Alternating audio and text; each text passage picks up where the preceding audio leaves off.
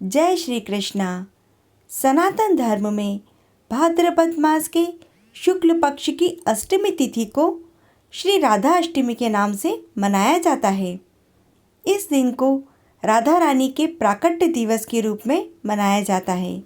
इस दिन ओमकार की आठे का व्रत भी किया जाता है। यह व्रत 8 वर्ष तक किया जाता है और 9वें वर्ष में इस व्रत का उद्यापन किया जाता है।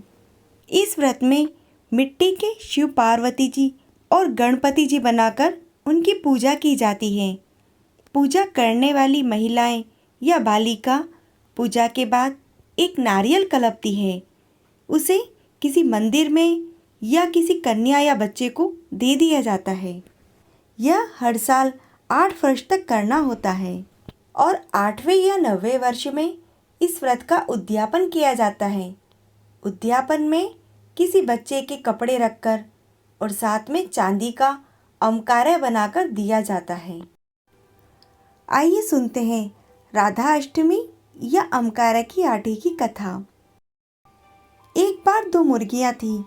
जंगल में आग लगने पर एक मुर्गी तो अंडे देती जाती और उस पर बैठ बैठकर आगे बढ़ती जाती और दूसरी मुर्गी अपने सारे अंडे लेकर जंगल की आग में जल गई। उन दोनों का अगला जन्म एक ब्राह्मण घर में हुआ। वे दोनों सगी बहनें बनी। एक का नाम था कुकड़ और एक का नाम माकड़ था। माकड़ शिव भगवान की बहुत बड़ी भक्त थी। हर रोज उनका अभिषेक करती। समय आने पर उन दोनों का विवाह हो गया। कुकड़ का विवाह धनी परिवार में हुआ और माकड़ का विवाह सामान्य घर में हुआ। कुकड़ के कोई संतान नहीं थी और माकड़ के 5 बच्चे हुए।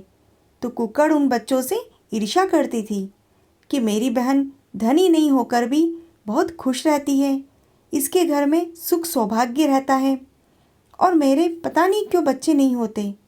यह सोचकर वह अपनी ही बहन से ईर्ष्या करती और इसी ईर्ष्या के कारण उसने अपनी बहन के बच्चों को मारने की सोची। तो उसने एक थैली में सांप बिच्छू भरकर अपनी बहन के घर भेजे और नौकर को बोला कि मेरी बहन के बच्चों से कहना कि उनकी मौसी ने उनके लिए खिलौने भेजे। नौकर ने जब वो खिलौने माकड़ को दिए तो माकड़ ने बच्चों से कहा, जाओ जाओ, तुम्हारी मौसी ने तुम्हारे लिए खिलौने भेजे। तो जब बच्चों ने थैली खोली तो उसमें से खिलौने ही निकले और वे सब खेलने लगे। तो माकड़ ने कहा कि तुम्हारी मौसी ने तो बहुत अच्छे खिलौने भेजे। कुकड़ ने अगले दिन नौकर को माकड़ के घर भेजा कि जाओ देखो, मेरी बहन दुखी होगी। लेकिन जब नौकर ने देखा तो उसकी बहन अपने बच्चों को खाना खिला रही थी। तो ये खबर उसने कुकड़ को दे दी। कुकड़ ने कहा, पता नहीं क्यों वो बच्चे नहीं मरे।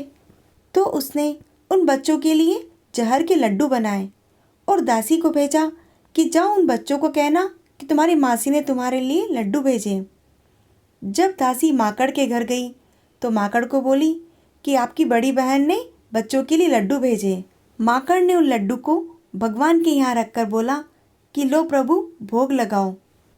भोलेनाथ ने उन सभी लड्डू का विष ले लिया और उन्हें अच्छे कर दिए। बच्चे जब खेलकर आए तो माँ से बोला कि मामा, हमें भूख लगी है। तो माकड़ ने कहा, तुम्हारी मौसी ने तुम्हारे लिए लड्डू भेजे, जाओ लड्डू खा लो। बच्चों ने लड्डू खा लिए और इधर कुकड़ ने दासी को भेजा कि जा दासी, मेरी बहन रो रही होगी, उसके बच्चे तो मर गए होंगे।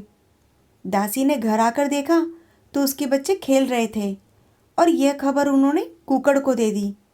कुकड़ ने कहा, पता नहीं ये बच्चे किस मिट्टी के बने हैं, मरते ही नहीं। अब कुकड़ ने माकड़ के बच्चों को मारने के लिए कुछ आदमी भेजे और उनसे कहा कि उन बच्चों को दूर ले जाकर उन्हें मार देना। वो आदमी माकड़ के घर गए और बोले कि आपकी बड़ी बहन ने बोला कि बच्चों को खिलाने ले जाओ। तो माकड़ ने अपने बच्चों को बोला कि जाओ जाओ, तुम्हें खिलाने के लिए मौसी ने इनको भेजा है। तो उन आदमियों ने जंगल में जाकर उन बच्चों के सिर काट दिए और उधर से महादेव और पार्वती जी नगर भ्रमण को निकले थे। तो उन्होंने देखा कि अरे, ये तो आपकी भक्त के बच्चों के सिर कटे हुए हैं। तो पार्वती जी ने कहा कि महादेव, इन बच्चों के सिर जोड़ दो, नहीं तो इनकी माँ रोएगी। महादेव ने बोला कि पार्वती जी, आप जिद्दी मत करो। पार्वती जी ने कहा कि महादेव, यदि आप इन बच्चों के सिर नहीं जोड़ोगे तो मैं आगे नहीं चलूँगी। महादेव जी ने अपने कमंडल में से जल लिया और उन सभी बच्चों के सिर जोड़ दिए और उनसे कहा कि इतनी दूर खेलने मत आया करो, जाओ अपने घर जाओ। वे बच्चे दौड़ते भागते अपने घर चले गए और इधर कुकर ने दासी को भेजा कि जाओ देख कर आओ मेरी बहन के क्या हाल हैं। दासी गई तो वह बच्चे को सुला रही थी। उन्होंने आकर कुकर को कहा कि तुम्हारी बहन तो 5 बच्चों को लेकर सोई हुई है। यह सुनकर कुकर अत्यधिक गुस्से में हो जाती है। फिर दूसरे दिन उसने उन आदमियों को कहा कि मेरी बहन के बच्चों को ले जाकर उनके सिर काट देना और उन सभी के सिर मुझे लाकर देना। उन आदमी ने जाकर ऐसा ही किया। वे 5 बच्चों के सिर लाकर कुकड़ को दे देते हैं तो कुकड़ अपने पैर के नीचे उन बच्चों के सिर रखकर बैठ जाती है। और इधर शिव पार्वती जी नगर भ्रमण में निकलते हुए देखते हैं तो पार्वती जी ने कहा कि अरे प्रभु, ये तो वही बच्चे हैं और इनके सिर भी नहीं हैं। तो महादेव जी बोले कि पार्वती जी आगे चलो। पार्वती जी बोले कि नहीं नहीं प्रभु, मैं आगे नहीं चलूँगी, आपको इनके सिर लाकर देना होगा। भोलेनाथ ने कहा ठीक है पार्वती जी। तो पार्वती जी ने कहा कि प्रभु, मैं बनती हूँ बिल्ली और आप बनो साधु और वहाँ जाकर हम उनके सिर लेकर आएंगे। महादेव जी ने कहा चलो पार्वती जी, ऐसा ही करते हैं। महादेव जी साधु बनकर कुकड़ के घर गए और वहाँ जाकर बोले भिक्षान देही। तो कुकड़ ने अपनी दासियों को बोला कि जाओ जाओ दासियों, इस साधु को भिक्षा दे दो। लेकिन महादेव जी बोले कि नहीं माता, मुझे तो आपसे ही अनाज चाहिए।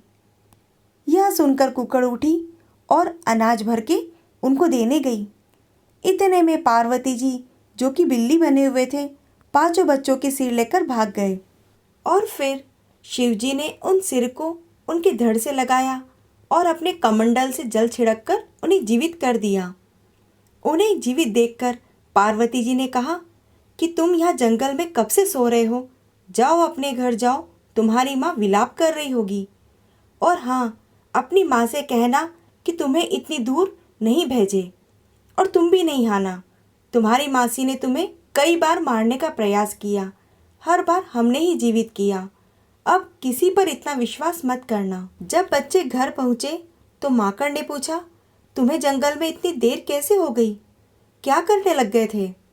तो बच्चों ने कहा कि मासी ने हमें कई बार मारने का प्रयास किया, वो तो महादेव और पार्वती जी ने ही हमें हर बार बचाया है, अब आप उन पर विश्वास मत करना। माकड़ ने जब ये बात सुनी तो वह घबराई और उससे रोना भी आया कि मेरी बहन मुझसे इतनी ईर्ष्या करती है। और इधर कुकड़ ने अपनी दासियों को अपनी बहन के घर भेजा कि जाओ देख कर आओ, मेरी बहन अब तो रो रही होगी। जब दासियां उसके घर पहुंची तो देखा कि माकड़ अपने बच्चों को भोजन करा रही है।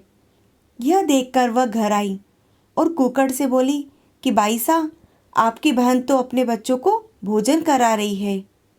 यह सुनकर कुकड़ तिलमिला गई। उसने कहा पता नहीं कैसी कृपा है इसके ऊपर। अब उसने नई चाल चली। वहाँ की दाई माँ को बोला कि यदि किसी के भी मरी हुई बच्ची हो तो मुझे ला कर देना। थोड़े दिनों के बाद दाई माँ ने एक बच्ची ला कर दी जो कि मरी हुई थी। कुकड़ ने उसे पालने में सुलाया और दासी के साथ खबर भिजवाई कि जाओ मेरी बहन को कहना कि तुम्हारे घर बच्चा हुआ है। माकड़ उस समय अमकारा की आठम का पूजन कर रही थी। पूजन समाप्त करके माकड़ अपनी बहन के घर आई तो कुकड़ ने माकड़ की गोद में उस बच्ची को दे दिया कि जा मौसी आई है। माकड़ ने उस बच्ची को देखा तो कहा कि अरे, ये बच्ची तो मरी हुई है। कुकड़ ने कहा कि ऐसे कैसे हो गया, अभी तो मैंने दूध पिलाया है, अभी तो ये रो ही रही थी, तुम्हारी गोद में आकर मर गई। तो माकड़ ने कहा कि हे भोलेनाथ, जैसे आपने मेरे बच्चों को 5 बार जीवन दान दिया है, वैसे ही इस बच्ची को भी जीवन दान दो। और यह कहकर उसने अपने गीले बालों का पानी उस बच्ची के मुंह में डाल दिया। थोड़ी ही देर बाद वह बच्ची रोने लगी। यह देखकर कुकर ने कहा कि बहन, मुझे माफ़ कर दो, मैंने तो तुम्हारे साथ बहुत ही गलत किया है, और दुखी होकर क्षमा मांगती है। तो कुकर ने कहा कि क्या कारण है कि मेरे बच्चे जीवित नहीं रहे। तो माकड़ ने कहा कि चल किसी विद्वान पंडित से पूछते हैं। और वे दोनों एक विद्वान पंडित के पास गई। तो पंडित जी ने ध्यान करके कहा कि तुम दोनों पिछले जन्म में मुर्गियाँ थी।